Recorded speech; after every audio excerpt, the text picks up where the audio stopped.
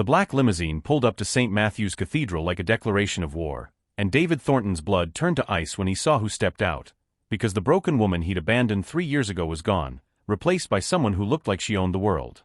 David Thornton adjusted his Italian silk tie for the third time, staring at his reflection in the marble-walled restroom of St. Matthew's Cathedral.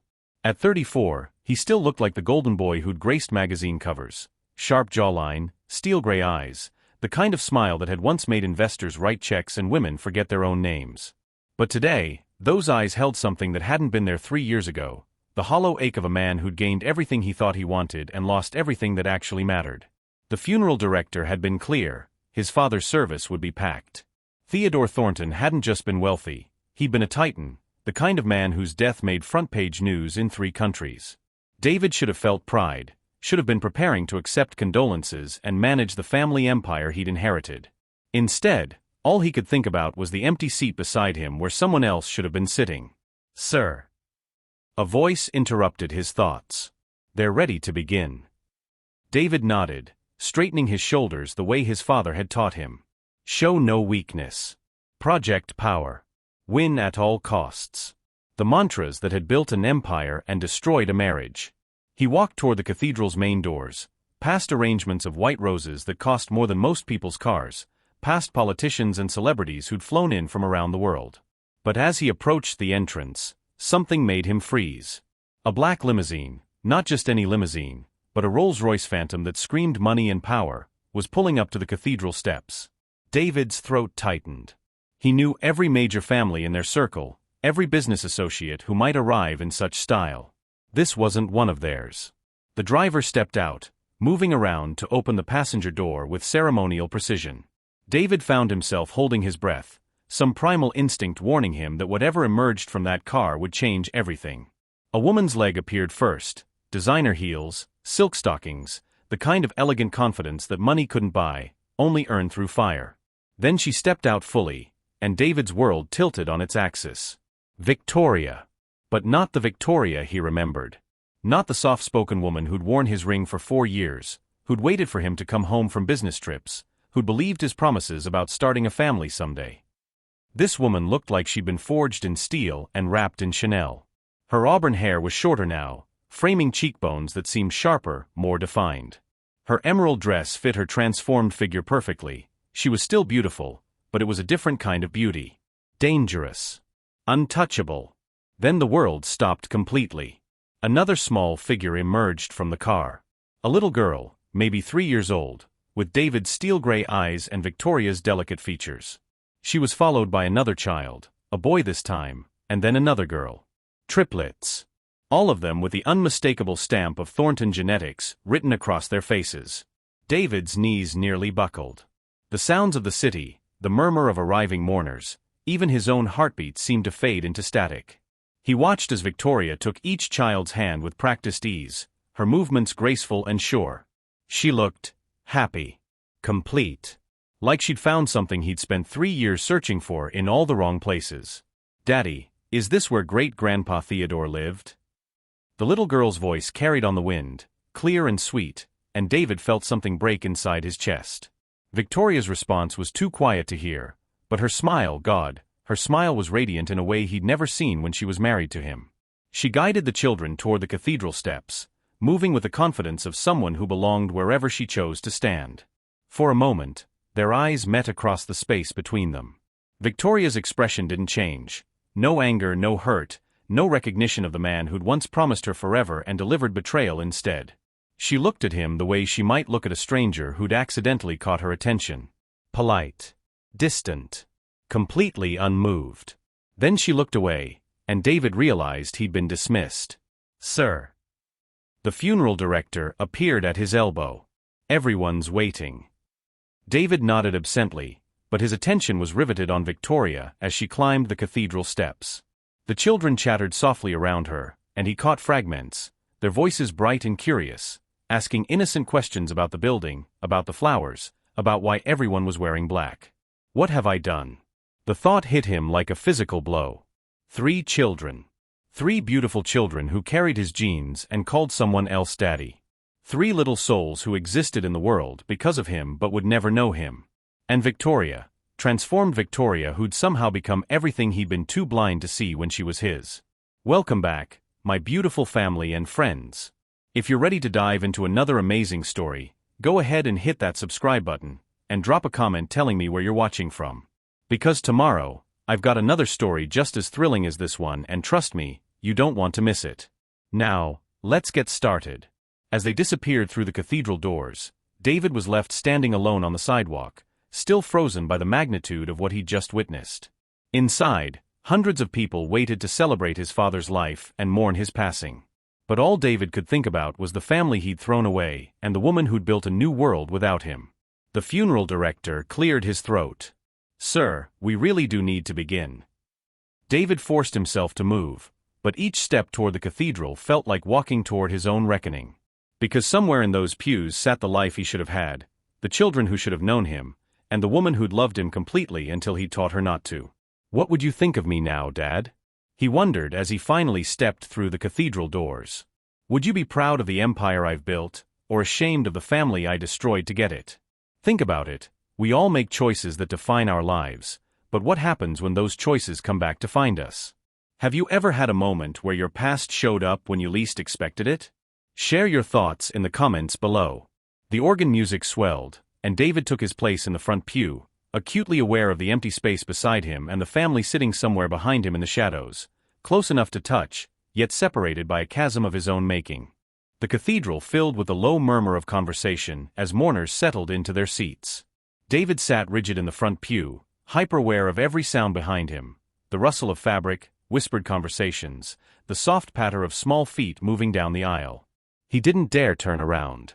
Couldn't. Because somewhere in those mahogany pews sat the ghosts of his biggest mistakes, breathing and real and impossibly present.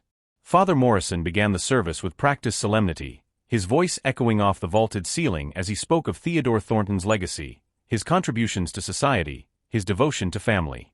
The irony wasn't lost on David. His father, for all his flaws, had never abandoned the people he loved.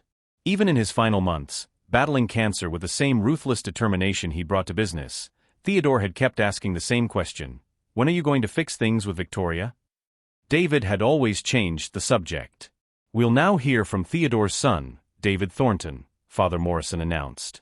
David rose on unsteady legs, moving to the podium. The sea of faces before him blurred slightly, dignitaries, business partners, family friends who'd watched him grow up. But his eyes found them immediately, as if drawn by magnetic force. Victoria sat 3 rows back, perfectly composed, her hands folded in her lap. The children sat between her and an older woman David didn't recognize, probably a nanny or close friend. The little girl, his daughter, his mind whispered with aching certainty, was staring directly at him with those unmistakable gray eyes. She looked curious rather than afraid, her small face tilted slightly as if trying to solve a puzzle. The boys flanked her, one absorbed in coloring a small book, the other gazing around the cathedral with wonder. David gripped the podium edges, his prepared speech dissolving in his throat. How was he supposed to talk about his father's legacy when his own legacy, these 3 perfect children, sat before him like living proof of his failures? "My father," he began, then stopped. The words felt hollow, meaningless. His father had been many things, demanding, brilliant, sometimes cold, but he'd been present. He'd shown up. He'd fought for the people who mattered. "My father believed that a man's worth wasn't measured by what he accumulated, but by what he protected." David's voice grew steadier, finding its rhythm. "He taught me that power without purpose is meaningless, that success without sacrifice is hollow, that—" A small voice piped up from the congregation, clear as a bell in the cathedral's acoustics. "Mommy, why is the sad man looking at us?" The silence that followed was deafening. David's words died in his throat as every head in the cathedral turned toward Victoria's row. He watched her face flush slightly as she leaned down to whisper something to the little girl, his daughter, who had asked the question with the innocent directness that only children possessed. But the damage was done. In that moment, suspended between heartbeats, David saw his truth reflected in hundreds of eyes. He wasn't just grieving his father's death, he was mourning his own choices. And somehow, a 3-year-old had seen what he'd been trying to hide from everyone, including himself. Victoria's eyes met his across the space between them, and this time she didn't look away. For just a moment, her careful composure cracked, and he saw something flicker across her face. Not anger, but something infinitely worse. Pity. She looked at him the way you'd look at something broken beyond repair. "That's not a sad man, sweetheart," Victoria whispered, but her voice carried in the absolute silence. "That's just someone who forgot how to be happy." The words hit David like a physical blow. He gripped the podium harder, his knuckles white against the dark wood. Around him, the congregation held its collective breath, sensing drama they didn't fully understand but could feel crackling through the air like electricity before a storm. David forced himself to continue, but the rest of his eulogy felt like it was being delivered by someone else. He spoke of his father's business acumen, his charitable works, his impact on the community. But all he could think about was that little girl's innocent question and Victoria's devastating answer. Someone who forgot how to be happy. When had he last been truly happy? Not satisfied, not successful, not victorious, but genuinely, deeply happy? The answer came to him with crushing clarity. The last time had been with Victoria, in their small apartment before the money and power and endless acquisition had consumed him. Before he'd mistaken excitement for happiness, conquest for love, novelty for fulfillment. As he returned to his seat, David caught fragments of whispered conversations rippling through the cathedral. "Did you see those children? They look just like him. I thought David was married to that model. What's her name? Haven't seen Victoria in years. She looks incredible. Those can't be his kids, can they? The timeline doesn't." But it did. David did the math with sick certainty. Victoria had been pregnant when he left. She'd been carrying his children, 3 of them, while he was busy convincing himself that their marriage had become stale, that he deserved more excitement, more passion, more everything. She'd known. She'd known she was pregnant, and she'd never told him. The realization should have made him angry. Should have filled him with righteous indignation about being kept from his children. Instead, it made him want to disappear entirely. Because he understood, with perfect clarity, why she'd made that choice. He'd already shown her exactly what kind of father he would have been. The kind who was too busy, too important, too focused on building his empire to show up for the people who needed him most. Just like he'd been too busy to show up for her. The service continued around him, but David was lost in a haze of memory and regret. He remembered their last fight, the night he'd told Victoria he was leaving. She'd stood in their bedroom doorway in that ridiculous oversized sweater she loved, her face pale but determined. "You're making a mistake," she'd said quietly. "Someday you're going to realize that what we have is rare. Real. And by then it'll be too late." He'd been so arrogant, so certain that he was trading up, moving on to something better. He'd actually laughed. "Victoria, we've grown apart. We want different things. I need more than this domestic routine." She'd nodded once, slowly, as if accepting a death sentence. "I hope she makes you happy, David. I really do. I hope whatever you're looking for, you find it." He'd found it, briefly. Months of excitement with Amber, the model who looked perfect on his arm and said all the right things at social events. But the thrill had faded fast, and he'd moved on to someone else, then someone else. A parade of beautiful empty connections that had left him feeling more hollow each time. And all the while, Victoria had been building something real. Something lasting. Something that looked exactly like the happiness he'd spent 3 years chasing in all the wrong places. "Please rise for the final hymn," Father Morrison announced. As the congregation stood, David caught one more glimpse of his family, because that's what they were, wasn't it? His family, even if they didn't know him. Victoria had risen gracefully, helping each child find their place in the hymnal. The little girl was still looking at him, and when their eyes met, she smiled. It was a radiant, uncomplicated smile, the kind only children could give. She lifted her small hand and wiggled her fingers in a tiny wave, as if they were sharing a secret. David's vision blurred. He tried to wave back, but his hand felt too heavy, weighed down by the magnitude of everything he'd lost.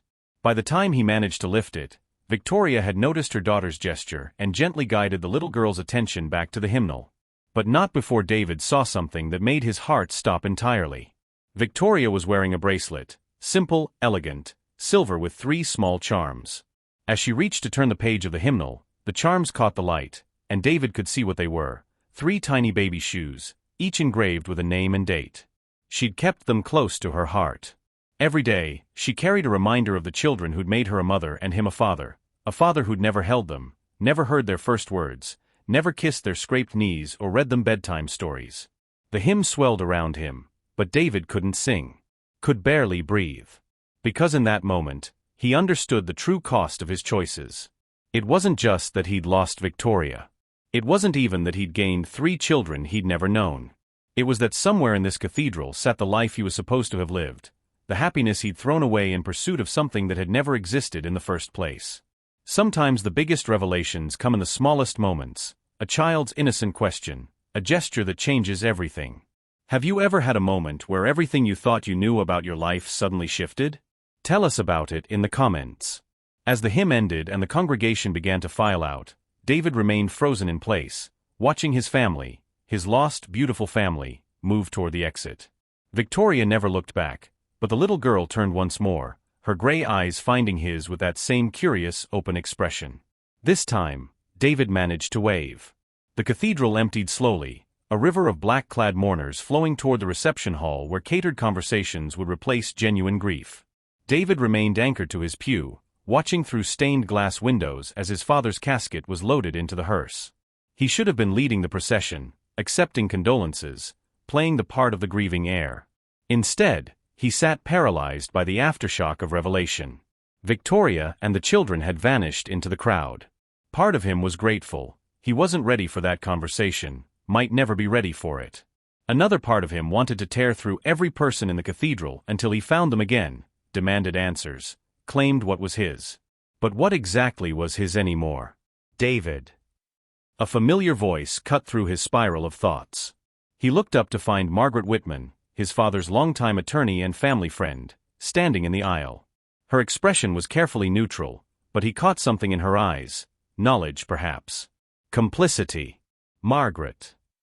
He stood on unsteady legs, straightening his tie out of habit. Thank you for coming. We need to talk. She glanced around the nearly empty cathedral. Not here. Your father's study, tonight at 8. There are matters to discuss. Before he could respond, she was gone, leaving him with more questions and a growing sense that today's revelations were just the beginning. David made it through the reception on autopilot, accepting condolences with practiced grace while scanning every face for auburn hair and gray eyes. But Victoria and the children were nowhere to be found. It was as if they'd materialized just long enough to turn his world upside down, then dissolved back into whatever life they'd built without him. Quite a turnout, a voice said beside him. David turned to find Thomas Brennan, his father's business partner, nursing a scotch and surveying the crowd with calculating eyes.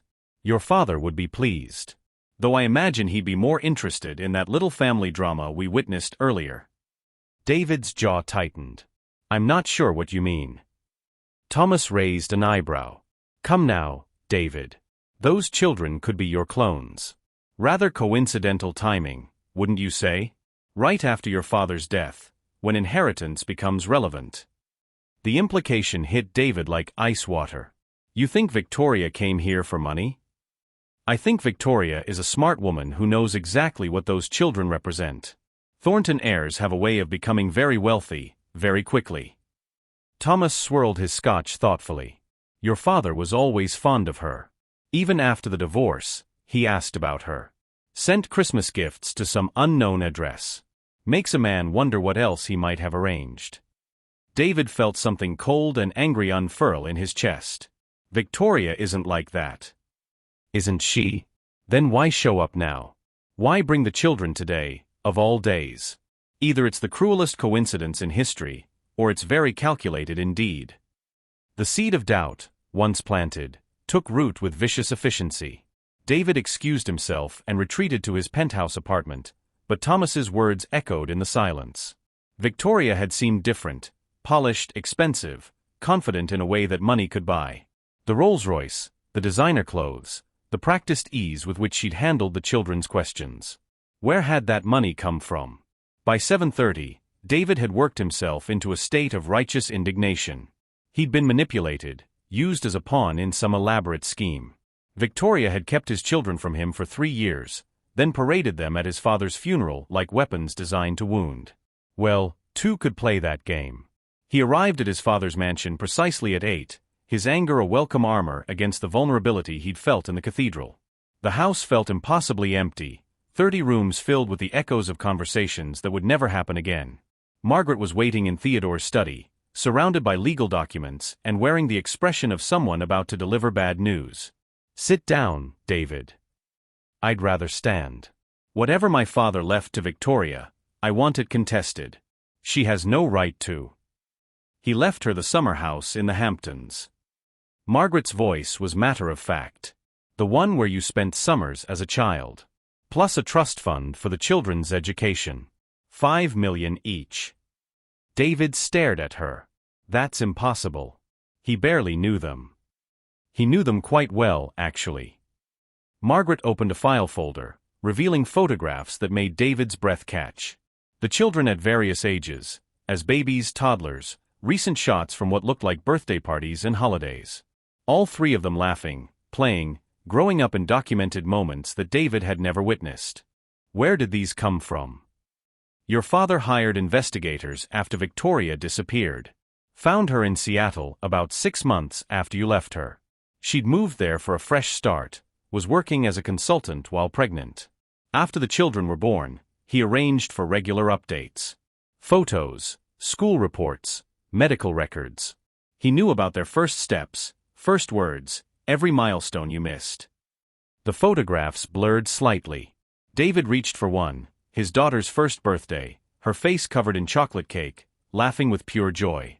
In the background, Victoria looked tired but radiant, holding one of the boys while the other reached for the cake. "She never knew," Margaret continued gently. "The investigators were discreet.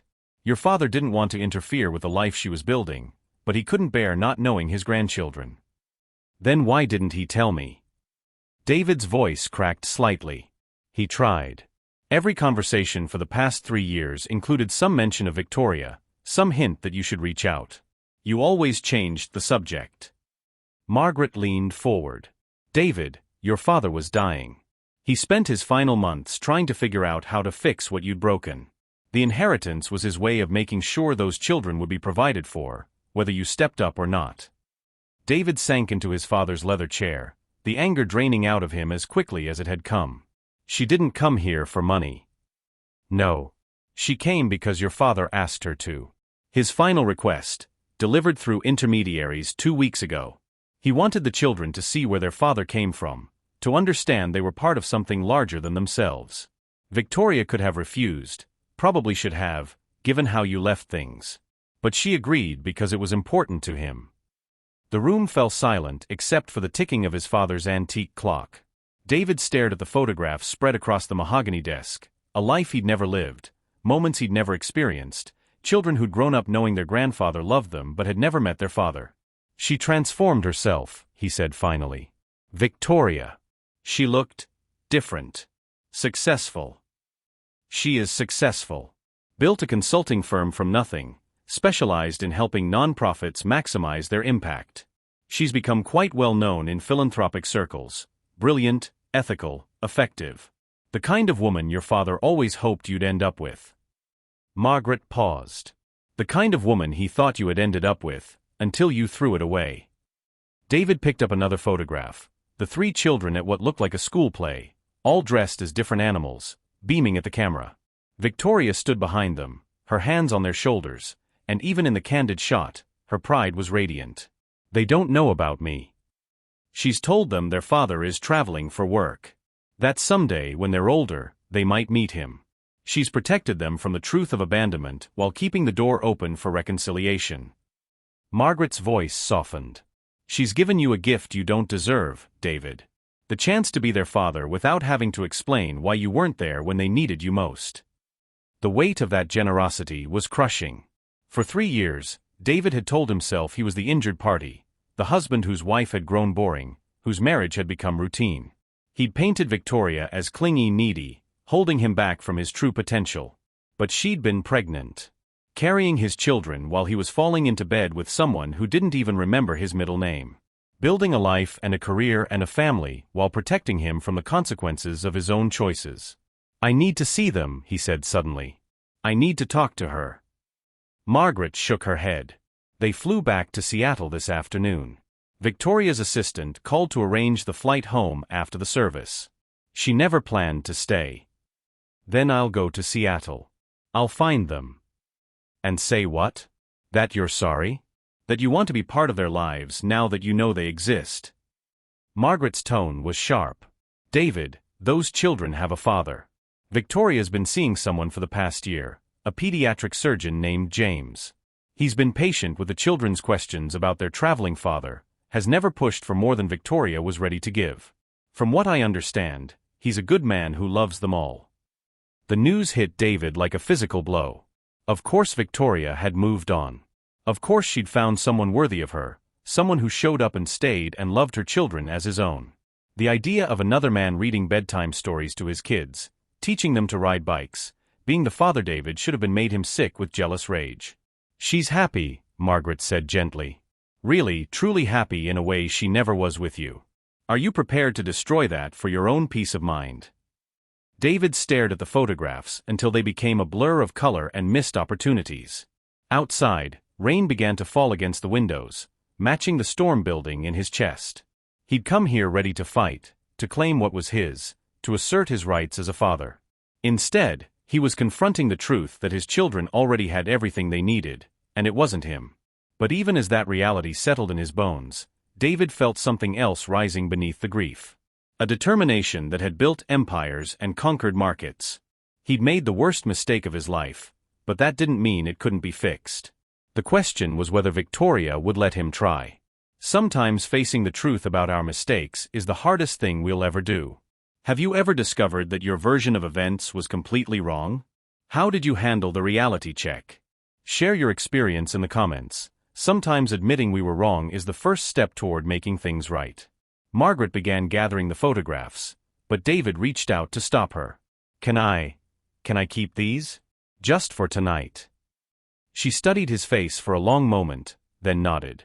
Your father hoped you'd ask for them eventually. He had copies made for you 3 years ago. They've been waiting in his safe ever since. As Margaret left him alone with the photographs and the weight of his choices, David realized that resistance was futile. He could deny it, rationalize it, or rage against it all he wanted, but the truth was simple and devastating. He'd thrown away everything that mattered for nothing that lasted. The only question now was whether it was too late to get it back. David spent the night in his father's study, surrounded by photographs of the life he'd never lived. By dawn, he'd made a decision that surprised even him. He wasn't going to Seattle, not yet. First, he was going to become the kind of man who deserved a second chance. The plan was simple: transform himself the way Victoria had transformed herself. Learn about his children from a distance. Prove he could change before he asked for forgiveness. It was logical, methodical, the kind of strategic thinking that had built his empire. It lasted exactly 18 hours. David was in his office Monday morning, trying to focus on quarterly reports while his assistant fielded condolence calls, when Rebecca burst through his door without knocking.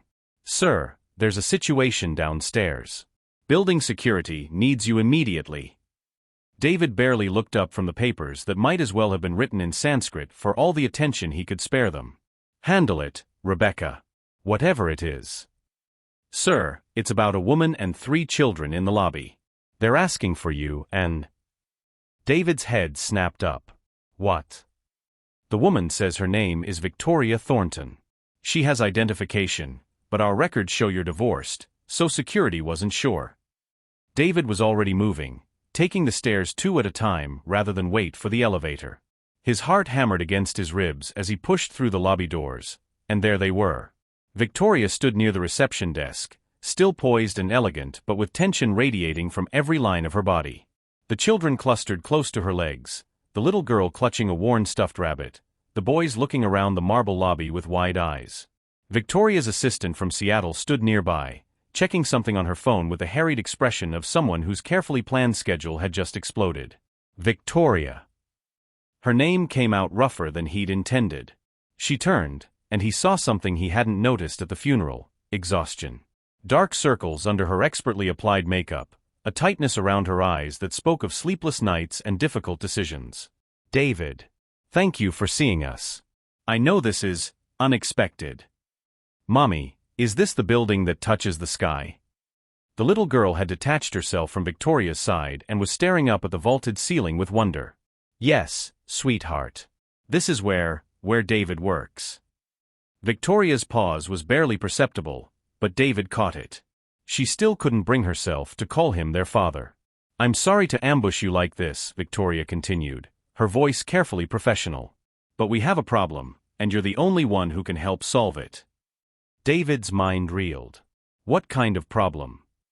Victoria glanced around the busy lobby, clearly uncomfortable with the public setting. Is there somewhere we can talk? Privately. 10 minutes later, they were in David's corner office, the children arranged on the leather couch with coloring books while Victoria and David faced each other across his massive desk. The distance felt both too much and not nearly enough. There was an accident, Victoria began without preamble. James, the man I've been seeing, was in a car crash Saturday night. He's in intensive care, and the prognosis is... She paused, composing herself. It's not good.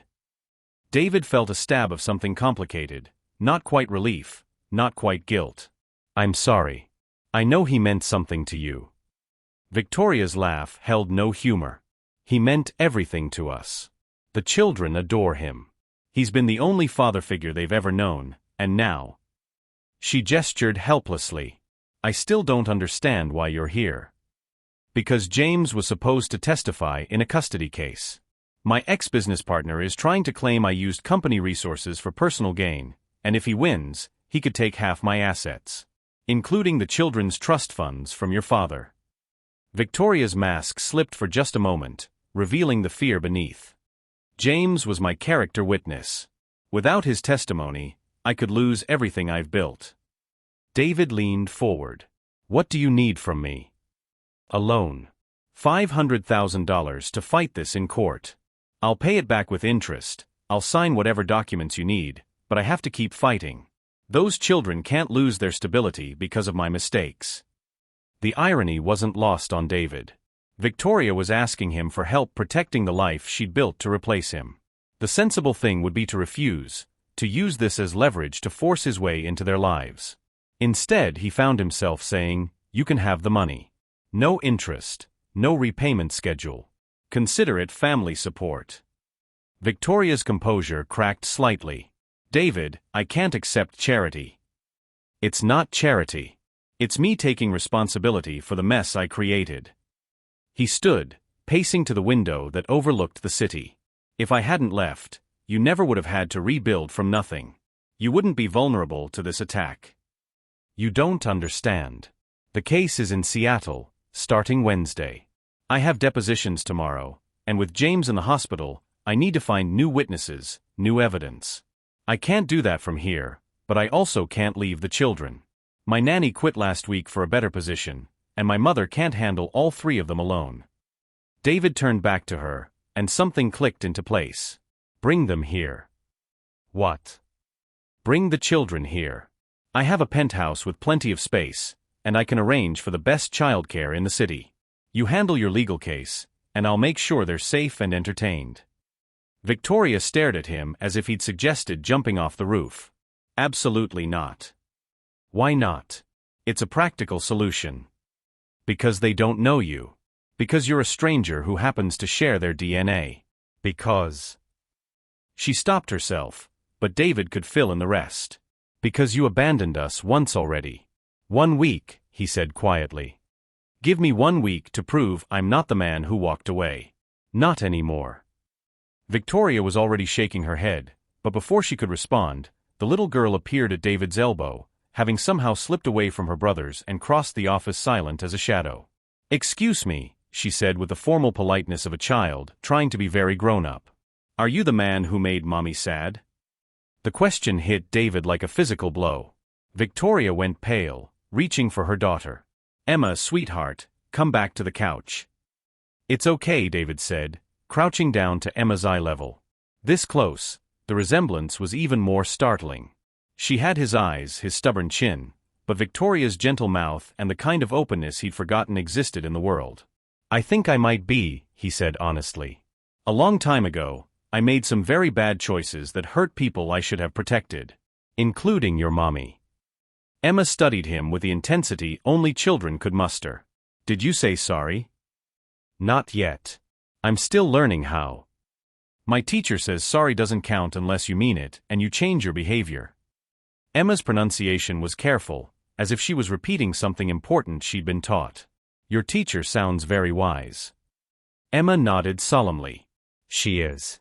She says people can change if they really want to, but wanting to isn't enough. You have to do the work. David glanced at Victoria, who was watching the exchange with an expression he couldn't read. And what do you think? Do you think people can really change? Emma tilted her head, considering. I think maybe. But they have to prove it first. Emma. Victoria's voice was gentle but firm. Come sit with your brothers while the adults finish talking. Emma obediently returned to the couch, but her words hung in the air between David and Victoria like a challenge. She's incredible, David said softly. They all are. Victoria's voice was fierce with protective love. They're smart and funny and kind, and they deserve better than to be pawns in whatever game you think you're playing. This isn't a game.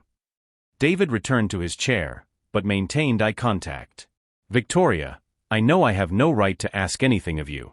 I know I destroyed your trust and walked away when you needed me most. But I also know that right now, you need help, and I'm the only one in a position to provide it. Victoria was quiet for a long moment, her gaze shifting to her children. The boys were sharing crayons with the unconscious generosity of siblings, while Emma had started drawing what looked like a very elaborate castle. 1 week, Victoria said finally. But there are conditions. Non-negotiable conditions. Name them. You don't tell them who you are. Not yet. As far as they know, you're just someone helping mommy with work. If you try to use this time to manipulate them or turn them against me, I won't. If you disappear again, if you decide this is too much trouble or too complicated, I won't. And if at any point I feel like they're in danger, emotionally or otherwise, we leave. No arguments, no explanations. We're gone. David nodded. Understood. Victoria stood, smoothing her skirt with nervous energy. I need to call my lawyer, arrange for a flight back to Seattle tonight. Can you really handle 3 4-year-olds for a week? The question terrified him more than any business negotiation he'd ever faced. I'll figure it out. They're not a business deal, David. They're children. They get hungry and tired and cranky. They ask 1,000 questions and need constant attention and... Victoria. He stood too, moving around the desk until only a few feet separated them. I know I've given you no reason to trust me. But I swear to you, I will not let anything happen to them. I will keep them safe. For the first time since she'd entered his office, Victoria's professional mask slipped entirely. He saw the exhaustion, the fear, the overwhelming weight of 3 years spent carrying everything alone. I'm scared, she whispered. Not of leaving them with you, exactly. But of, what happens after? What happens when this week is over and they've gotten attached and you realize that being a parent isn't something you can just add to your schedule? David wanted to promise her that would never happen. Wanted to swear that this time would be different, that he'd changed, that he would never let them down again. But Emma's words echoed in his mind. Wanting to isn't enough. You have to do the work. I guess we'll both have to find out, he said instead. Life has a way of forcing us into situations we never planned for. Moments when we have to choose between playing it safe and taking a leap of faith. Have you ever found yourself in a position where you had to trust someone who had hurt you before? What helped you make that decision? Let us know in the comments below. Victoria nodded once, sharp and decisive. Then she turned to her children, and David watched her transform back into the mother who could handle anything. All right, loves, she called out. How would you like to have a sleepover adventure in the tallest building in the city? The chorus of excited voices that answered made David smile for the first time in days. It also made him realize that in less than 12 hours, he would be solely responsible for 3 small humans who shared his DNA but were complete strangers. He'd built a business empire from nothing. Surely he could handle 3 4-year-olds. Right? The first night was a disaster. David's penthouse apartment, with its pristine white furniture and glass surfaces, had been designed for entertaining wealthy adults, not containing 3 energetic 4-year-olds. Within an hour of Victoria's departure to the airport, Emma had knocked over a crystal vase. One of the boys, Michael, David was learning, had somehow gotten chocolate fingerprints on the marble kitchen island, and the other boy, Christopher, had gone completely silent and was hiding behind the couch. "I want Mommy," Emma announced at 7 o'clock, standing in the middle of David's living room in her pajamas, tears streaming down her face. "I want James. I want to go home." Michael and Christopher immediately joined the chorus, and David found himself facing his first real test as a parent, 3 crying children who wanted anyone but him. "Hey, it's okay," he said, crouching down to their level, his voice gentle but uncertain. "Mommy will call soon, and tomorrow we'll do something fun." "We don't know you." Christopher burst out, the first words he'd spoken since Victoria left. "You're a stranger and strangers are dangerous, and we want to go home." David's heart clenched. Of course they were frightened. He was a stranger, despite sharing half their genetic code. He'd earned nothing from them, not their trust, not their affection, certainly not their comfort in distress. "You're absolutely right," he said, sitting cross-legged on the floor to make himself less imposing. "I am a stranger. And you're very smart to be careful around strangers. But your mommy wouldn't have left you with someone who wasn't safe. She loves you too much to do that." Emma wiped her nose on her pajama sleeve. "Then why don't we know you?" The question hit him like a punch to the gut. "Because I was too selfish to stay. Because I chose excitement over responsibility. Because I didn't know you existed, and by the time I did, you already had everything you needed without me." "Sometimes," he said carefully, "adults make mistakes that hurt the people they love. And sometimes it takes a long time to fix those mistakes." "Is that why Mommy cries sometimes when she looks at pictures?" Michael asked, his tears slowing to sniffles. David felt his world tilt. "What pictures?" "The wedding pictures in her jewelry box," Emma said matter-of-factly. "She looks really pretty in the white dress, but sometimes when she looks at them, she gets sad. She thinks we don't notice, but we do." The image hit David like a physical blow, Victoria keeping their wedding photos, looking at them in private moments, still carrying pieces of what they'd had even after everything he'd done. He'd thrown his copies away within a month of leaving, eager to erase any reminder of what he'd convinced himself was a mistake. "Are you the man in the pictures?" Christopher asked, his earlier defiance replaced by curiosity. David's throat felt tight. This was the moment Victoria had warned him about, the line he wasn't supposed to cross. But looking at these 3 beautiful children, seeing his own features reflected in their faces, he found himself struggling with the weight of the lie. He stopped himself. He'd given Victoria his word. "How about we call Mommy and see how her trip went?" The children perked up immediately, and David spent the next 20 minutes watching them chatter excitedly at Victoria's image on his laptop screen. She looked exhausted but relieved to see them happy, and when her eyes met David's over their heads, he saw a flicker of something that might have been gratitude. After tucking the children into the guest bedroom he'd hastily converted into a temporary nursery, David found himself alone with questions that felt too large for his penthouse walls. He poured himself a scotch and stood at his floor-to-ceiling windows, looking out at the city lights and trying to process the enormity of what he'd undertaken. His phone buzzed with a text from Victoria. "Thank you for today. They seemed happy when we talked." He stared at the message for a long time before typing back. "They asked about wedding pictures. In your jewelry box." The response took several minutes. Some things are harder to let go of than others. "Victoria, I need you to know. Don't. Not over text. Not tonight. Just keep them safe. That's all I'm asking." The next morning brought new challenges. David had arranged for a highly recommended nanny service to send someone over, but Emma took one look at the stern-faced woman and declared, "She smells like sadness and her smile is fake." David found himself dismissing the nanny and calling in sick to work for the first time in 5 years. "What do you normally do during the day?" he asked over breakfast, watching the children navigate cereal bowls with varying degrees of success. "Park," Christopher said immediately. "Swings," added Michael. "Stories," said Emma. "Mommy reads us stories, and James does the voices. He's really good at dragon voices." The mention of James sent a stab of complicated jealousy through David's chest, but he pushed it aside. "Well, I don't know about dragon voices, but we could try the park and stories." The park was a revelation. David had walked past Riverside Park thousands of times without really seeing it, but through his children's eyes, it became a wonderland of possibilities. He watched them run toward the playground with the fearless joy of the very young, and for the first time, he began to understand what he'd missed. "Push me higher," Emma called from the swing, her laughter bright as bells. As David pushed her swing, listening to her delighted squeals, he felt something shift inside his chest, a protective tenderness he'd never experienced before. This was his daughter. His child. And for this moment, she was happy and safe and trusting him to keep her flying. "Are you crying?" Michael asked, appearing at David's elbow with a directness only children possessed. David wiped his eyes quickly. "Just something in my eye." Michael studied him with the intensity of someone much older.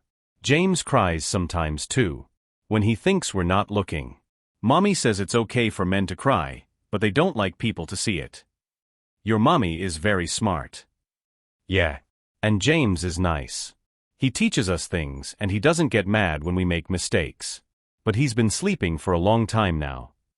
The simple statement hit David harder than any adult explanation could have. These children loved James. He was their father in every way that mattered, and now he might be dying, leaving them to grieve another loss they were too young to fully understand. That evening, after another bedtime story session where David discovered he was, indeed, terrible at dragon voices, Emma lingered in the doorway of her temporary bedroom. "David," she said softly. "Yes, sweetheart. Are you going to leave us too?" The question stopped his heart. "What do you mean?" "Like Daddy did. Mommy says our first daddy had to travel for work, but he's been traveling for a really long time. And now James is sleeping and might not wake up. And people keep leaving." Her voice was matter-of-fact, but her eyes held an ancient sadness that no 4-year-old should carry. David knelt down, bringing himself to her eye level.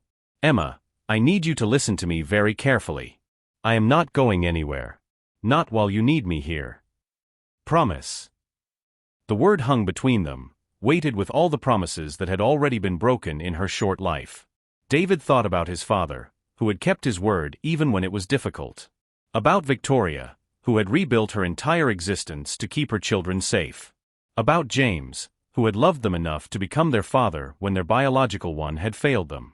"I promise," he said, and meant it with every fiber of his being. Emma smiled, the first real smile she'd given him, and threw her small arms around his neck. "Okay. I like you, David. You're not as good at stories as James, but you're getting better." As David tucked her into bed, his phone buzzed with another message from Victoria. "How are they doing?" "Good. But Victoria, we need to talk. About James. About everything." "I know. Court went well today. One more day and I can come back.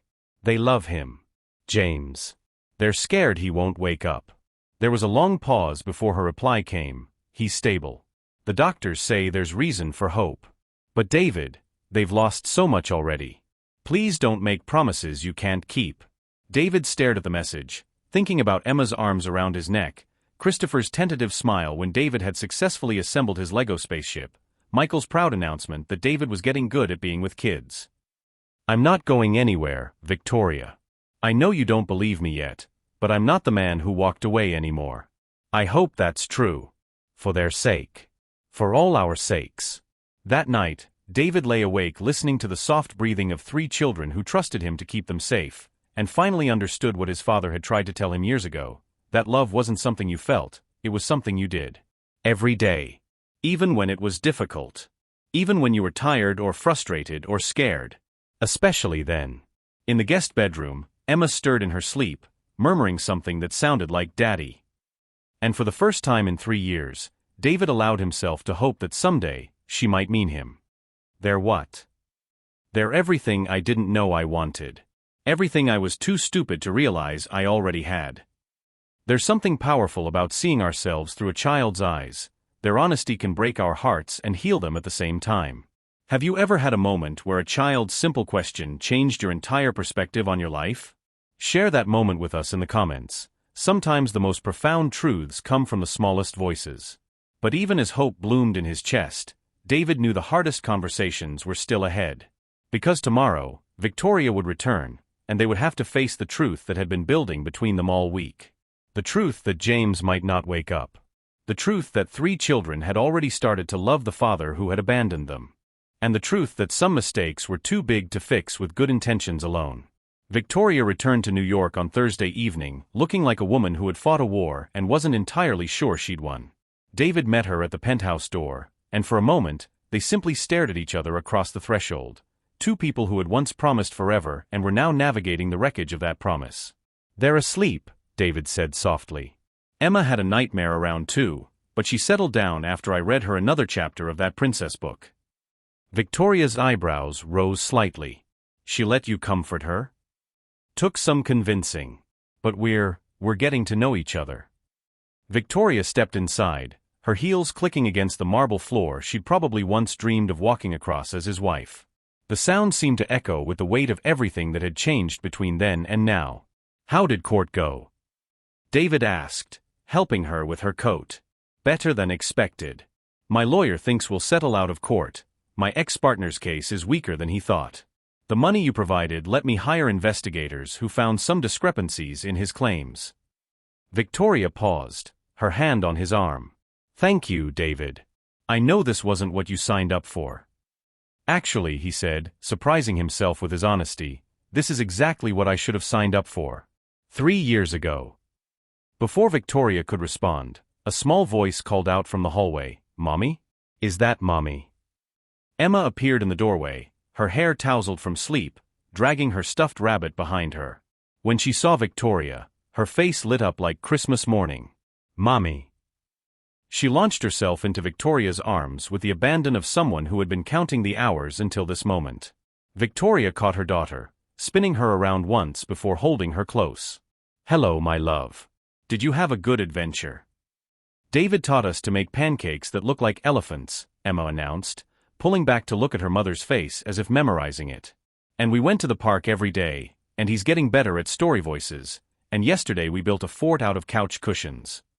"A fort?" Victoria looked at David with amusement. "In this pristine apartment?" "The fort is still standing," David admitted. "The boys refused to let me take it down. Christopher calls it Fort Awesome." As if summoned by his name, Christopher appeared in the hallway, followed by Michael. Both boys looked sleep-rumpled and happy, and when they saw Victoria, they rushed to her with the same desperate joy Emma had shown. David watched the reunion with a mixture of contentment and loss. This was what he'd given up, not just Victoria, but this. The weight of small bodies trusting him completely. The sound of his name called out in joy rather than obligation. The sense of being needed not for what he could provide, but for who he was. "How's James?" Michael asked, his small face serious. "Is he still sleeping?" Victoria's smile faltered slightly. "He's still in the hospital, sweetheart. But the doctors say he's getting stronger." "Can we visit him?" Christopher wanted to know. "Maybe soon. We'll see what the doctors say." David caught the careful way Victoria answered, hopeful but non-committal. He'd called the hospital that morning and spoken to James's doctor. The man was stable but still in a medically induced coma. The prognosis remained uncertain. "I missed you," Emma said, pressing her face against Victoria's neck. "But David took good care of us. He learned how to make grilled cheese without burning it, and he only said one bad word when he stubbed his toe." Victoria's eyes found David's over Emma's head, and he saw something in them he hadn't seen in years: warmth. Real warmth, not the polite distance she'd maintained since appearing at the funeral. "Only one bad word?" Victoria asked, her lips twitching. "That's progress." "It wasn't even a really bad one," Christopher added helpfully. "Just damn. Mommy says that one sometimes too." "Christopher." Victoria's cheeks flushed pink. David found himself laughing, really laughing, for the first time in longer than he could remember. "I promised to work on my vocabulary around small ears. Can David come have breakfast with us tomorrow?" Michael asked, looking between his mother and David with the innocent hope of a child who hadn't yet learned that some adults couldn't be in the same room without everything becoming complicated. Victoria hesitated, and David saw her weighing the request against years of hurt and the careful boundaries she'd built to protect herself and her children. "I think David probably has to work tomorrow," she said carefully. "Actually," David found himself saying, "I cleared my schedule for the rest of the week. If you don't mind the company." The children cheered, but Victoria's expression was unreadable. After getting the kids settled back in bed, a process that took 40 minutes and involved 3 stories, 2 glasses of water, and 1 thorough check for monsters under the beds, she and David found themselves alone in his kitchen. Victoria accepted the glass of wine he offered and leaned against the counter, studying him with the intensity he remembered from their early days together, when she used to watch him work late into the night at their tiny kitchen table. "They love you," she said quietly. "They love the idea of me. The fun stranger who makes elephant pancakes and builds forts. That's not the same thing as being their father. Isn't it?" Victoria took a sip of wine, her gaze never leaving his face. "David, I've watched you with them this week. The way you remember that Michael likes his sandwiches cut diagonally and Emma needs her stuffed rabbit to sleep. The way you automatically check that Christopher has tied his shoes before you leave the apartment. You're not pretending to care about them. You actually do." David set down his own glass, his hands not entirely steady. "Of course I care about them. They're—" He stopped, struggling with words that felt too big for his throat. He looked at Victoria, seeing her clearly for the first time in years, not as the woman who'd held him back, but as the one who'd loved him enough to let him go. "Victoria, these past few days, watching them laugh and learn and trust me with their hearts.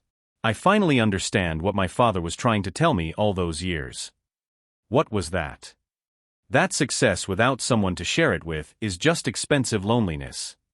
David moved closer, close enough to see the flecks of gold in her green eyes. "I thought I needed more excitement, more passion, more everything. But what I needed was right there in our apartment, wearing that ridiculous oversized sweater you loved, making grocery lists and humming off key while you did the dishes." Victoria's breath caught. "David, I know I have no right to ask this. I know I destroyed what we had and I can't undo that. But Victoria, these children, our children, they've shown me who I could be. Who I want to be. And I think maybe you've always known that person was in there somewhere. Why do you think I kept the wedding pictures?" Victoria whispered. The admission hung between them like a bridge neither was sure they could cross. David reached out slowly, giving her time to pull away, and touched her hand where it rested on the counter. "The night I left," he said softly, "you told me I'd realize someday that what we had was rare. Real. And that by then it would be too late." Victoria nodded, her eyes bright with unshed tears. "Were you right? Is it too late?"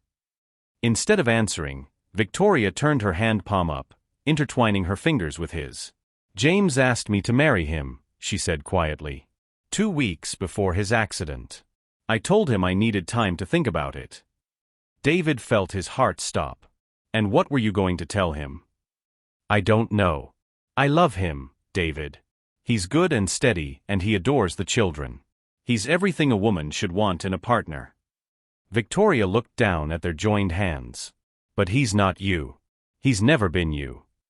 The words hit David like absolution and condemnation all at once. "Victoria, I can't ask you to give up someone who loves you for someone who might let you down again." "You're not asking. I'm telling you." She looked up at him, and her eyes were fierce with the same determination he'd fallen in love with 8 years ago. "I'm telling you that I never stopped loving the man I married. Even when I hated him. Even when I was building a new life without him. And I'm telling you that our children deserve to know their father, not just the fun stranger who makes pancakes, but the man who shares their stubborn chin and their terrible jokes and their need to fix things that are broken." David felt something crack open in his chest, not breaking, but opening. Like sunlight after the longest winter. "I want to be that man," he said. "I want to be their father and your, whatever you'll let me be. But Victoria, I need you to know that I understand the stakes now. I understand that this isn't just about us anymore. If I mess this up, you won't." She stepped closer, close enough that he could smell the familiar scent of her perfume, could see the freckle just above her left eyebrow that she'd always tried to cover with makeup. "Because this time, I won't let you." Is that a threat or a promise? Victoria smiled, the first real smile she'd given him since their divorce papers were signed, and it was like watching the sun rise after the longest night of his life. "Both." David cupped her face in his hands, marveling at the familiar smoothness of her skin, the way she still leaned into his touch like a flower turning toward light. "I love you," he whispered. "I never stopped loving you. I just forgot how to show it." "Then learn," Victoria whispered back. We have time to learn. When David kissed her, it felt like coming home and starting over all at once. It tasted like forgiveness and possibility, and the particular sweetness of love that had been tested by fire and found strong enough to survive. From the hallway came the soft padding of feet, and they broke apart to find Emma standing in the doorway, rubbing her eyes. "Mommy? I had another bad dream." Victoria was instantly in mother mode, moving toward Emma with open arms. "Come here, baby." But Emma surprised them both by looking at David. "Will you read me the dragon story? The one where the princess saves herself?" David's throat tightened. "Of course, sweetheart." As they settled Emma back into bed, David reading while Victoria stroked their daughter's hair, he felt something he'd never experienced before, the bone-deep satisfaction of being exactly where he belonged. This was what he'd been searching for in boardrooms and penthouses and the arms of women whose names he'd forgotten. Not success or power or even love in the abstract, but this specific love, Victoria's hand on his arm, Emma's trust in his voice, the sound of Michael and Christopher breathing softly in the next bed over. His family. Imperfect, complicated, more precious than all the empires he'd built combined. Love isn't always about grand gestures. Sometimes it's about elephant pancakes and bedtime stories and showing up every single day. What small moments have shown you what real love looks like? Share your story in the comments below. Sometimes the most ordinary moments hold the most extraordinary magic. After Emma fell asleep, David and Victoria sat together on the couch, not talking, just existing in the same space without the weight of anger or regret between them for the first time in years. "What happens now?" David asked finally. Victoria leaned against his shoulder, and the gesture was so familiar it made his chest ache with gratitude. "Now we figure out how to be a family. All of us. It won't be easy, there's so much hurt to work through, so much trust to rebuild." "And James?" Victoria was quiet for a long moment. "If he recovers, I owe him the truth. About us, about what this week has meant. He deserves that honesty, and then he'll have to decide what he wants to do with it." David nodded, understanding that even their happiness would come with a cost, that healing one relationship might mean hurting another good man who'd done nothing wrong except love Victoria when David was too foolish to do it himself. But for tonight, in the quiet of his apartment with his children sleeping safely down the hall and the woman he'd never stopped loving warm against his side, David allowed himself to believe that some stories could have happy endings after all. Even the ones that started with the worst mistakes imaginable. Friday morning dawned gray and cold, matching the atmosphere that had settled over David's penthouse like a storm front. Victoria had woken before sunrise, pacing the living room while making hushed phone calls to Seattle, and David knew without asking that something had gone wrong. The children sensed the tension immediately, the way children always do. Emma clung to Victoria's leg during breakfast, Michael refused to eat his elephant pancakes, and Christopher had retreated into silence again, a sure sign that his small world felt unstable. "Mommy, are you sad again?" Emma asked, her gray eyes wide with concern.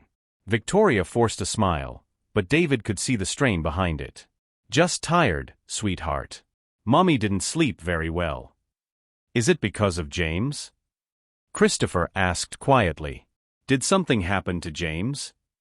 Victoria's composure cracked for just a moment before she rebuilt it. The doctors are taking very good care of him." But David caught the evasion, the careful wording that meant things were worse than she was letting on. When Victoria's phone rang again, she stepped into the hallway to answer it, her voice becoming an urgent whisper that didn't quite carry but conveyed enough. David was trying to distract the children with a game of building blocks when Victoria returned, her face pale and drawn. "I need to go back to Seattle," she announced. "Today. This morning." The children looked up from their blocks with identical expressions of confusion and hurt. "But you just got back," Michael protested. "I know, baby. I know. But James's family, they're making decisions about his care, and I need to be there. He would want me to be there." David felt his stomach drop. "Victoria, what aren't you telling me?"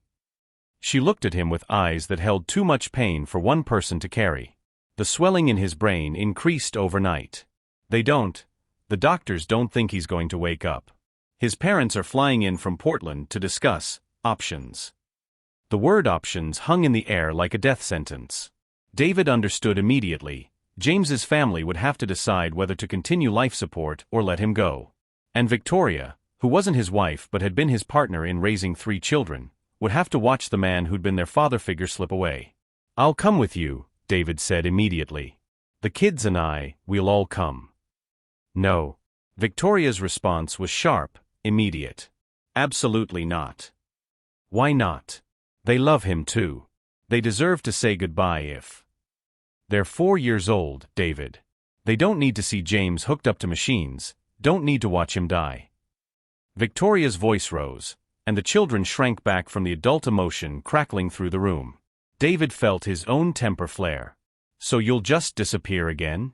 Leave them here wondering why everyone they love keeps vanishing?" "I'm protecting them." "You're running away. Just like you ran to Seattle 3 years ago instead of fighting for our marriage." The words were out before David could stop them, and the silence that followed was deafening. Victoria stared at him as if he'd slapped her, her face going white with shock and fury. "I ran away." Her voice was deadly quiet. "I ran away? David, you walked out of our marriage to sleep with a 23-year-old model. You told me I was boring, that our life was too domestic, too routine. You said you needed more excitement, more passion." "Victoria, I didn't mean. I was pregnant." The words exploded from her like a dam bursting. "I was carrying your children, and you left me for someone who looked good in pictures and never asked you to take out the garbage or pick up your socks or be a real person instead of a fantasy." David felt the blood drain from his face. The children had gone completely still, their young faces reflecting confusion and growing fear as the adults in their world fell apart in front of them. "You knew." David's voice was barely a whisper. "When I left, you knew you were pregnant?" "I found out the day before you asked for the divorce. I was going to tell you that night, was going to surprise you with the ultrasound photo. Instead, I got to hear about how our marriage was suffocating you and how you'd found someone who understood your needs better than I ever could." Victoria's eyes were bright with tears and fury. "So yes, I ran to Seattle. I ran because I couldn't bear to watch you choose her over me and our unborn children. I ran because I had to protect what was left of my heart so I could be strong enough to raise 3 babies alone." David sank into a chair, the magnitude of his cruelty hitting him like a physical blow. "Victoria, I never knew." "Of course you didn't know. Because you never asked. You were so busy planning your exciting new life that you never once wondered why I'd been sick every morning for 2 weeks, why I'd been tired, why I'd been trying so hard to make our last few dinners together special." Victoria wiped her eyes with angry swipes. "I tried to tell you the night you left. Do you remember what you said when I asked you to stay and talk?" David closed his eyes, the memory rushing back with sickening clarity. Victoria in the doorway in that oversized sweater, her face pale and desperate, asking him to wait, to listen, to give her 5 more minutes. And he'd looked at his watch and said, "Whatever it is, it can wait. I have somewhere to be." He'd had dinner plans with Amber. Couldn't be late for his new, exciting life. "Oh God," he whispered. "Victoria, Mommy, why are you crying?" Emma had appeared at Victoria's side, her small hand reaching up to touch the tears on her mother's face. "Did we make you sad?" "No, baby. No, you could never make me sad." Victoria picked up Emma, holding her close while trying to compose herself. "Sometimes adults get upset about grown-up things that have nothing to do with you." "Are you fighting because of us?" Christopher asked, his voice small and scared. "No, sweetheart. This isn't about you at all." But David could see the damage being done, could watch his children's sense of security crumbling as the 2 adults they'd begun to trust fell apart in front of them. Michael was crying silently, Christopher had retreated under the couch fort they'd built, and Emma was clinging to Victoria like she was afraid her mother might disappear. "I have to go," Victoria said, her voice hollow. "James's parents will be at the hospital in 3 hours, and I need to be there when they make their decision." "Then take us with you," David tried again, desperation making his voice rough. "Let me help you through this." Victoria looked at him with an expression that broke his heart, not anger anymore, but a bone-deep exhaustion that seemed to encompass years of disappointment and betrayal. "Help me?" "David, you can't even handle one difficult conversation without throwing my past in my face. You can't cope with the idea that the world doesn't revolve around what you want, when you want it. How are you supposed to help me watch a good man die? That's not fair. Isn't it?" Victoria set Emma down gently, then turned to face David fully. This week, I let myself believe that you'd changed. That maybe we could build something real together. But the first time things got complicated, the first time you couldn't control the situation, you lashed out. You blamed me for running away from a marriage you destroyed. David felt panic rising in his throat. He could see everything slipping away, Victoria, the children, the future he'd just begun to believe was possible. I was scared, he said desperately. I was scared of losing you again, and I said something stupid. Victoria, please don't do this. Don't throw away what we've built this week because I made one mistake. Victoria's laugh was bitter. One mistake? David, your entire approach to this situation has been about what you want, what you need, what you've lost. You offered to come to Seattle not to support me through the worst experience of my life, but to make sure you don't lose access to the children. You're treating James's death like an inconvenience to be managed, rather than a tragedy that will devastate 3 children who love him. The accusation hit David like a punch because he could hear the truth in it. Even his offer to help had been motivated more by fear of abandonment than genuine support. You're right, he said quietly. You're absolutely right. Victoria, No. She held up a hand, stopping him. I'm done, David. I'm done pretending that wanting to change is the same as actually changing. I'm done believing that love is enough to overcome fundamental differences in character. Victoria moved around the apartment with efficient, practiced motions, gathering the children's belongings while they watched in confused silence. David felt helpless, watching his family pack up their lives and prepare to leave him again. Mommy, are we going home now? Michael asked. Yes, baby. We're going home. Is David coming with us? Emma wanted to know. Victoria's pause was almost imperceptible, but David caught it. No, sweetheart. David has to stay here for work. But he promised.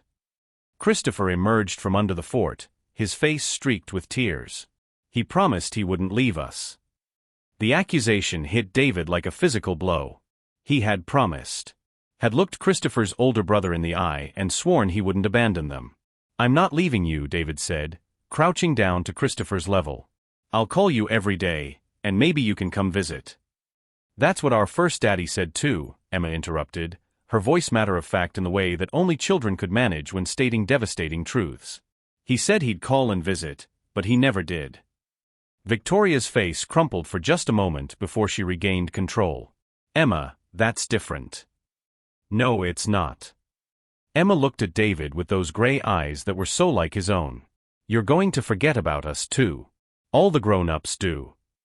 David felt his heart shatter completely. These children, his children, had been abandoned so many times that they'd learned to expect it. Expected the adults in their world to make promises they wouldn't keep, to offer love they wouldn't sustain. And he'd just proven them right. Victoria, please, he tried one more time. Let me fix this. Let me prove. Some things can't be fixed, David. Victoria's voice was gentle but final. Some trust, once broken, can't be repaired. I won't let you break theirs again.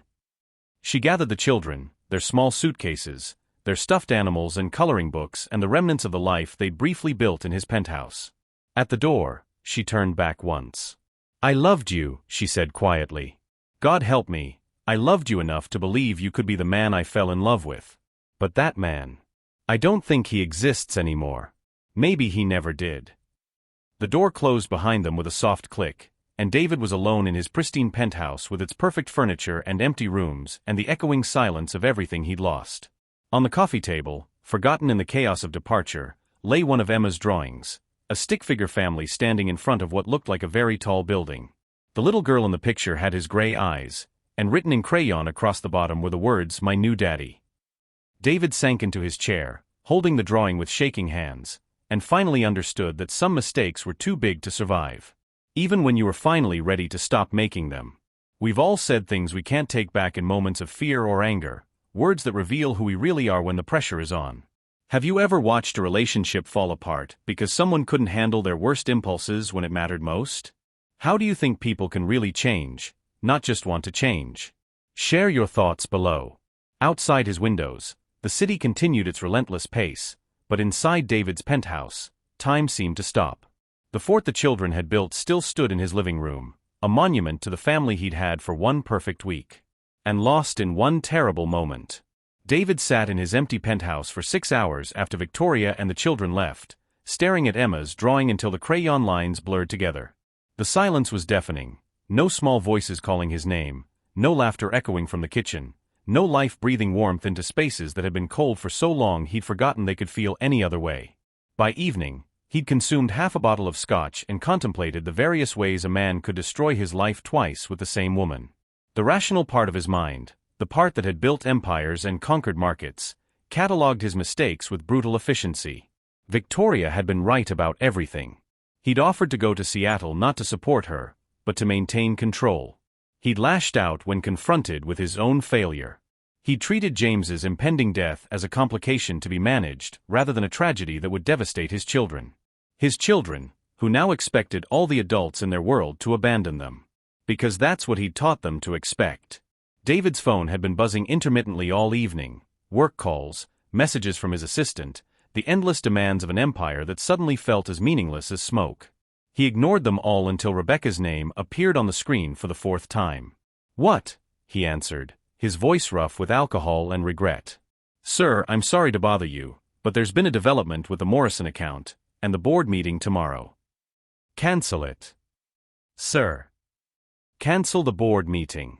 Cancel everything for the next week. Month. However long it takes. Mr. Thornton, are you feeling all right? You sound." David hung up and turned off his phone. For the first time in his adult life, he didn't care about quarterly reports or acquisition deals or any of the things that had once seemed so important. All he could think about was Christopher's tear-streaked face and Emma's matter-of-fact acceptance that he would abandon them too. All the grown-ups do. The words echoed in his mind like an indictment. How many adults had failed these children? Their biological father who'd traveled for work and never returned. James, who'd tried to be their father but now lay dying in a hospital bed. And now David, who'd promised he wouldn't leave and had driven them away in less than a week. He was reaching for the scotch bottle again when his father's voice seemed to whisper through the silence. "What kind of man do you want to be, David? What kind of legacy do you want to leave?" David's hand stilled on the bottle. Theodore Thornton had been many things, demanding, sometimes cold, ruthlessly focused on success. But he'd never been a quitter.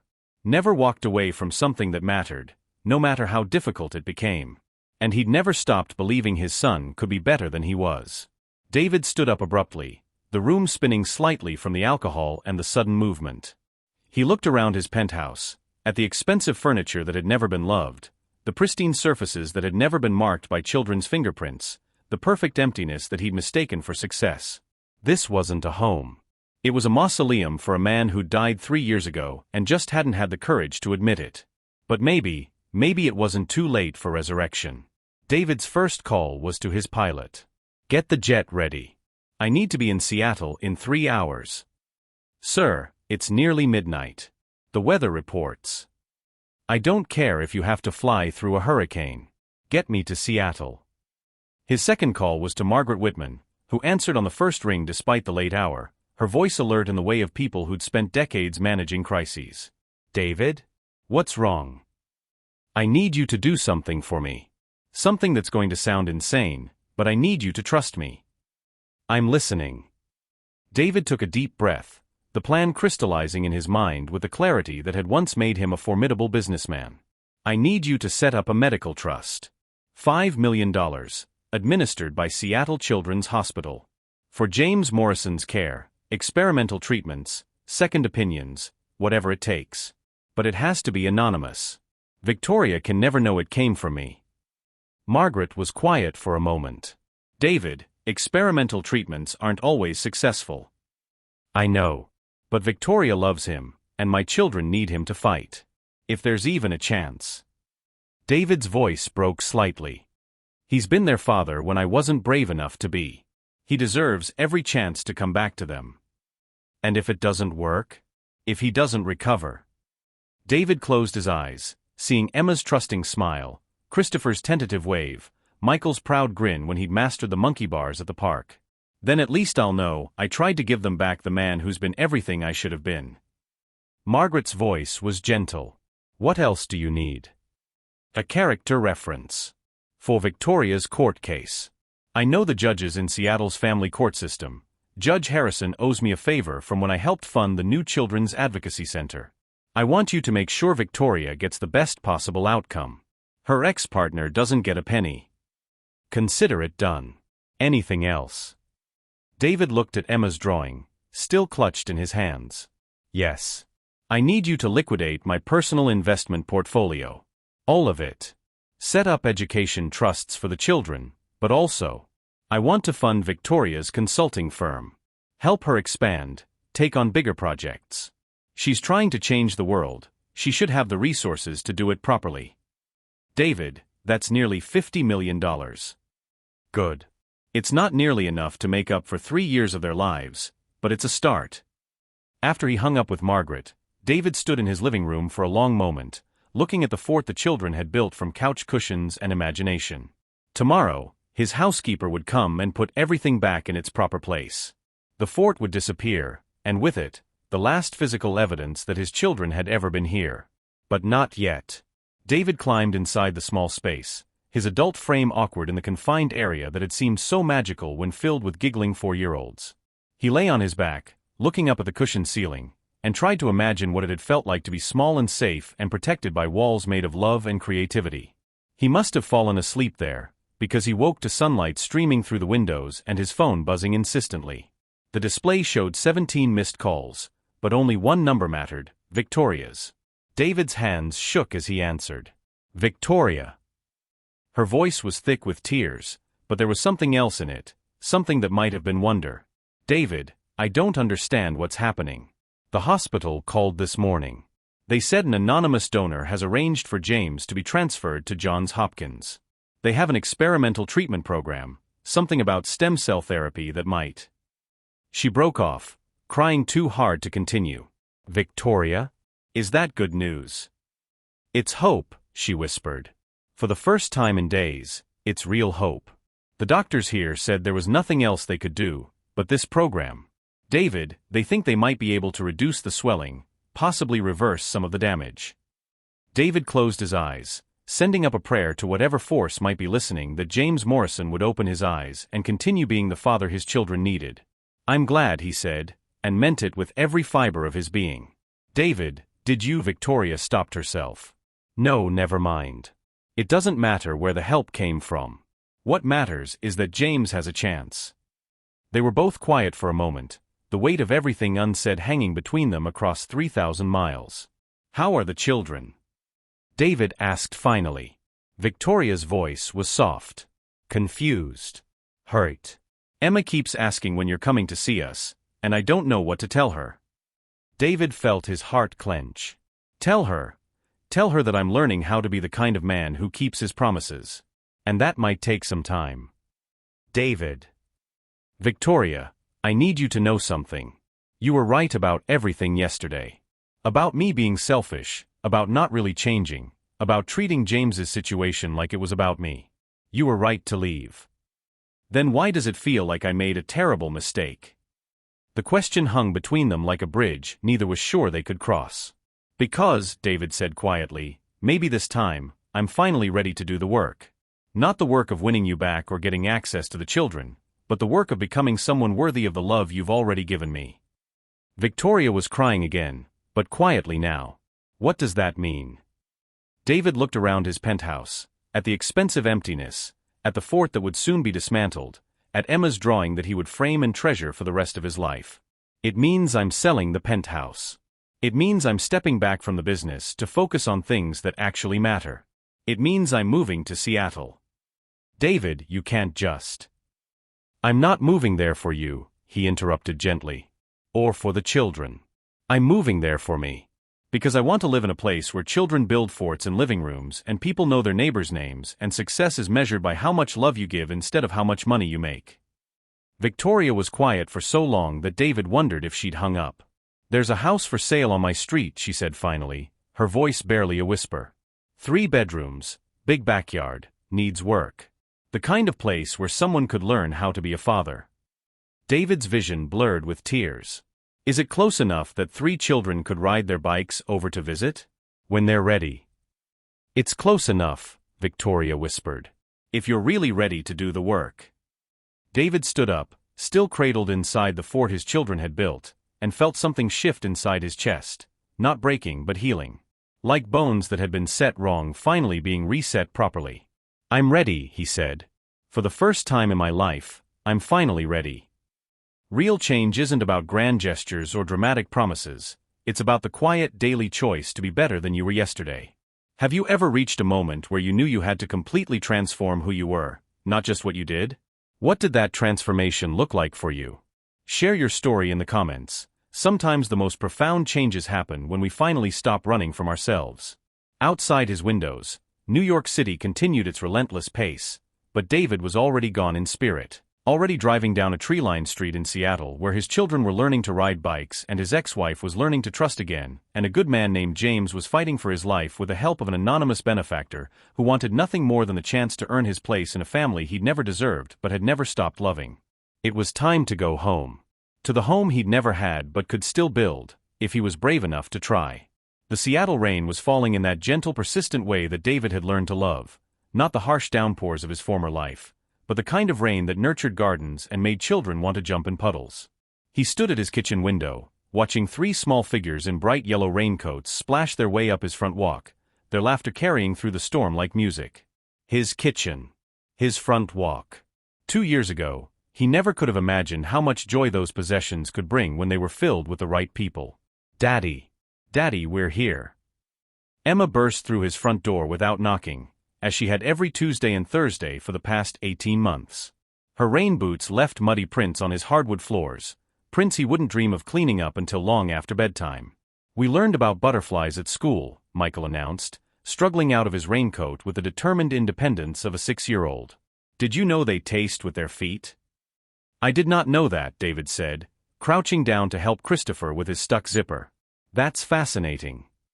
James says butterfly feet are like tiny tongues, Christopher added, then stopped himself, glancing quickly at David with a careful expression of a child who'd learned to navigate the complexities of having two father figures. James is right, David said easily. He knows all sorts of interesting things about nature. The ease with which he spoke James's name had taken time to develop, but it was genuine now. James Morrison had defied every medical prediction, waking from his coma after 6 weeks of experimental treatment and fighting his way back to full recovery over 18 months of grueling rehabilitation. David had watched from a distance as the man Victoria loved reclaimed his life, his relationship with the children, his place in their small family. It had been the hardest and most necessary thing David had ever done, learning to love his children enough to share them. Is Mommy coming for dinner tonight? Emma asked, settling into her usual spot at David's kitchen table. She is.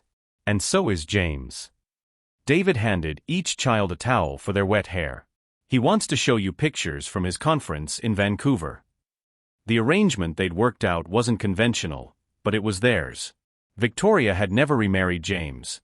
That relationship had shifted into something deeper than romance but different from marriage. He remained the children's beloved father figure, but he and Victoria had recognized that their relationship had been forever changed by his accident and by David's return to their lives. Instead, they built something unprecedented, a family with 2 fathers, 1 mother, and enough love to go around for everyone. Victoria arrived at 6, shaking raindrops from her umbrella and carrying a casserole dish that smelled like heaven. James followed 5 minutes later, moving with only the slightest hesitation in his left leg, the only remaining evidence of his near-death experience. David, James said, extending his hand with the same easy warmth he'd shown for 2 years. Thank you for having us. They shook hands, 2 men who had every reason to hate each other but had instead chosen something harder and better, respect, gratitude, and the kind of friendship that comes from putting children's needs above adult pride. Any time, David replied, and meant it. The kids have been excited all day. Dinner was chaos in the best possible way, 3 children talking over each other about their day, Victoria mediating disputes over vegetables, James entertaining them with stories about the scientists he'd met in Vancouver. David watched from his place at the head of the table, marveling at how a scene that should have felt awkward instead felt like the most natural thing in the world. Daddy, Emma said suddenly, looking directly at David, can I ask you something? Always, sweetheart. Emma glanced around the table, making sure she had everyone's attention. Why do we have two daddies when most kids only have one? The question David had been dreading and preparing for in equal measure. Victoria reached for his hand under the table, her fingers warm and steady against his. Well, David said carefully, sometimes families don't look like other families. Sometimes people make mistakes that hurt each other, and it takes a long time to fix those mistakes. What kind of mistakes?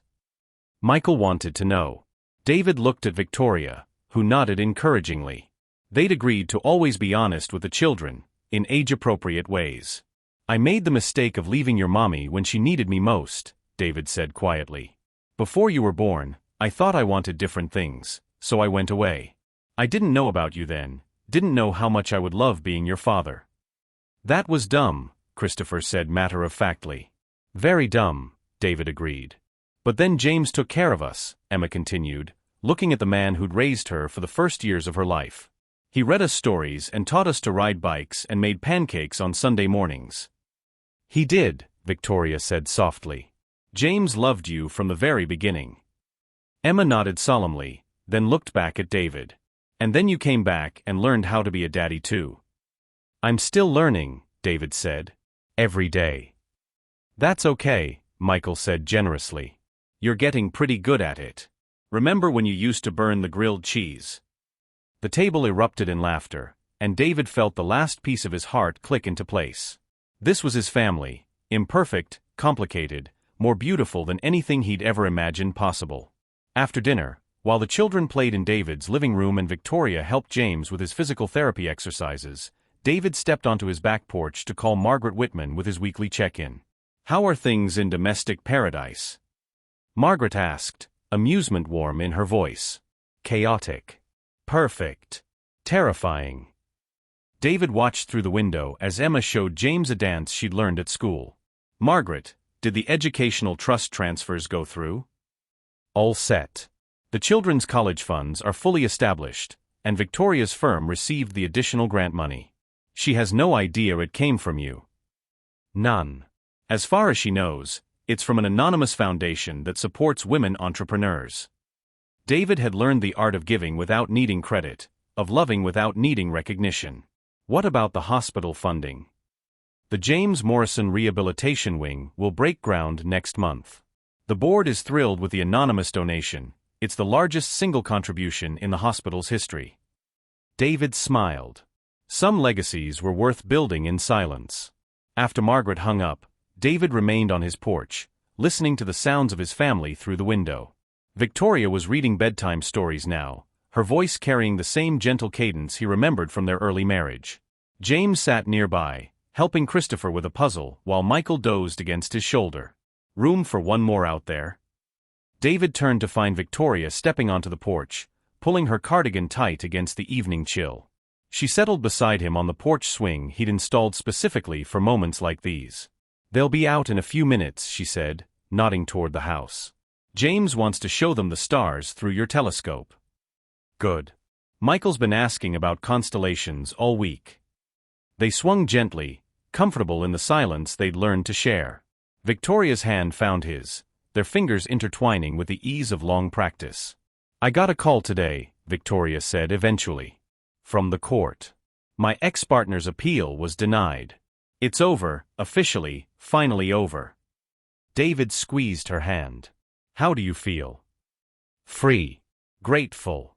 Like I can finally stop looking over my shoulder. Victoria turned to study his profile in the porch light. David, I know it was you. The anonymous donations, the legal help, the funding for James's treatment. I've always known. David met her eyes. Does it matter who it came from? It matters that you never asked for credit. Never used it as leverage or proof that you'd changed. Victoria's voice was soft with something that might have been wonder. You gave us what we needed and asked for nothing in return. I asked for the chance to earn your trust back. And have you? Earned it back? David considered the question seriously. 2 years of shared custody, family dinners, school plays, and birthday parties. 2 years of proving that he could show up, stay present, put his children's needs before his own desires. 2 years of watching Victoria fall back in love with the man he'd become while learning to coexist peacefully with a man who'd stepped in when he couldn't. "I think I've earned the chance to keep trying," he said finally. Victoria smiled, the same radiant smile that had first caught his attention 8 years ago, but deeper now, seasoned by pain and loss and the particular joy that comes from loving someone enough to let them grow. "I love you," she said, the word simple and sure. "Not the man you were, not even the man you're trying to become, but exactly who you are right now. Flaws and growth and all of it." David felt his throat tighten with emotion. "Even though I'm not the only one?" Victoria's laugh was warm and free. "David, there's room in the children's hearts for both of you. There's room in mine too. Love doesn't diminish when it's shared, it multiplies." Before David could respond, the back door opened and 3 small figures tumbled onto the porch, followed by James carrying David's telescope. "Stars," Emma announced. "We're going to look at stars." "And planets," Michael added. "James says we might see Jupiter." "Can we stay up extra late?" Christopher asked hopefully. David looked around at his family, at Victoria warm beside him, at James setting up the telescope with patient expertise, at 3 children bouncing with excitement about the wonders waiting in the night sky. 2 years ago, this moment would have been impossible to imagine. A year ago, it would have felt fragile, too good to be true. Tonight, it simply felt like home. "Extra late," David agreed. "It's Friday night, and the stars aren't going anywhere."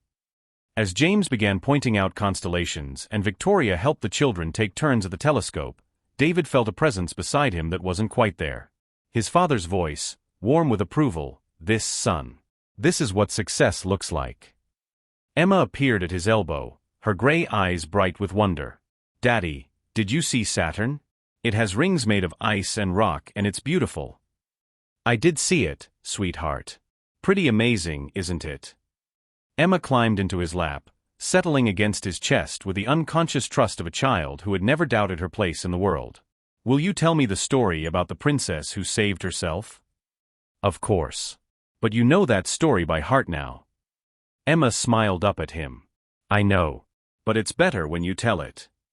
As David began the familiar story, his voice carrying over the gentle Seattle rain, he realized that some circles could be completed.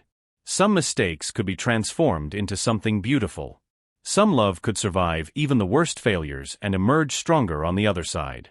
The princess in his story had indeed saved herself, but she'd also saved him, and 3 little princes, and a good man who'd learned that being a father had nothing to do with biology, and everything to do with showing up with love in your hands every single day. Family isn't always about blood or traditional structures. Sometimes it's about the people who choose to show up, stay present, and love without conditions. What does family mean to you? Have you ever found that the most beautiful relationships are the ones that don't fit any conventional mold? Share your thoughts below. Love really does multiply when it's shared. Later that night, after James had driven the children home and Victoria had lingered for one more cup of coffee and one more conversation that stretched past midnight, David stood alone in his kitchen, washing dishes and thinking about the journey that had brought him here. On his refrigerator, held up with magnets, were 2 pictures that told the whole story. The first was Emma's crayon drawing from 2 years ago, the stick figure family standing in front of a tall building, with "My new daddy" written across the bottom in a child's careful hand. The second was a recent photograph from Michael's birthday party, David and Victoria and James and 3 laughing children, all crowded together around a cake shaped like a rocket ship. They looked like what they were, an unconventional family built on forgiveness, second chances, and the radical decision to choose love over pride. David smiled as he dried the last plate. Tomorrow was Saturday, which meant family breakfast at Victoria's house, followed by the children's soccer games, followed by whatever adventure they could dream up together. It was a life he could never have imagined when he was building empires and collecting trophies and mistaking conquest for happiness. But it was the life he'd been searching for all along, hidden in plain sight in the love of a woman who'd forgiven the unforgivable and 3 children who'd taught him that the word daddy was something you earned one bedtime story, one scraped knee, one patient answer to an endless question at a time. Outside, the Seattle rain continued to fall, nurturing the garden Victoria had helped him plant in his backyard. Roses for beauty, vegetables for practicality, and a small apple tree that wouldn't bear fruit for years but would someday provide shade for grandchildren whose names he didn't yet know but whose love he was already working to deserve. David Thornton had finally come home. Thank you so much for watching this video to the very end. I truly appreciate your time and support. May God bless you abundantly, guide your steps, and grant you peace and joy in everything you do. I'm deeply grateful for you, and I look forward to sharing more with you in the next video. Wow, you made it to the very end. Thank you for sharing this moment with me. I'm sure you felt every twist and turn of the journey, and the best part is, it doesn't have to end here. Right now, another amazing story is waiting for you. Even more captivating than this one. So go ahead. Click the video on your screen and let's jump into the next adventure together.